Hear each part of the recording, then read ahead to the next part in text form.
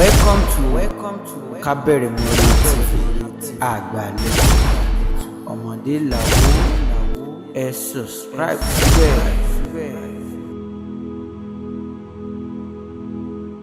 Èmi Agbára dé oníkọ̀ dájọ́ mẹ́ni ọ̀wọ̀.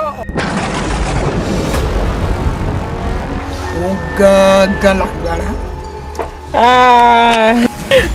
Ó ti yí ọba hàn ẹni kan kún bàbá rẹ lọ́wọ́. Àwọn àpàjùbà ní bọ́dí ọ̀pọ̀rọ̀ ó jẹ́ olùgbòǹgbò tí kì í ṣọkọ̀ ògbúrùsọ adé mú ìlẹsẹ̀ ọ̀gẹ̀dẹ̀ èyí tó ṣe kọ́lé kan tó di ayé tó kọ́ kan tó di ọ̀run. Ó ní àgbò gìrìṣà lè bá ń fọ́tò di ayé kan. Ọmọdé bá torí sọ pàápàá. Ní apá. Tọ́mọ dá ìṣòro kò rọ́pò àpò. Ìyẹn kò yẹn. Èyí náà tọ́mọ tí mi ta lójú sọ́tọ́ méje gbọ́dọ̀ fojú kojú àgọ́ méje gbọ́dọ̀ mú mi kọ́. Ẹ parimọ́. Sẹ́ni gbogbo àwọn ọ̀rọ̀ tí mo bọ́ sí látọ̀jẹ́ mo mọ̀ pé lójú rẹ̀ ó mọ̀ ìgbé rẹ̀ nìkan. Kúrò ní ká yọ ọsìn mọ́lẹ̀ kò lómi lẹ́mẹ̀jẹ̀rẹ̀ kò lásán lẹ́bi bàkú bàbọ̀ra ògùn olúlẹ̀ náà ọlọ́dẹ̀dẹ̀ ẹ̀rù ògùn ọ̀gá yìí bá mẹ́jẹ wèrè. Wọ́n jẹ̀lú irun o, wọ́n pa gbogbo olú yìí. Èmi Àgbàrá dé àlọ́kọ́ ló ń kígbe. Bọ́lá pé mo dúró bọ̀ pé mo lè gbélé. Mo ní mo lè gbálẹ̀.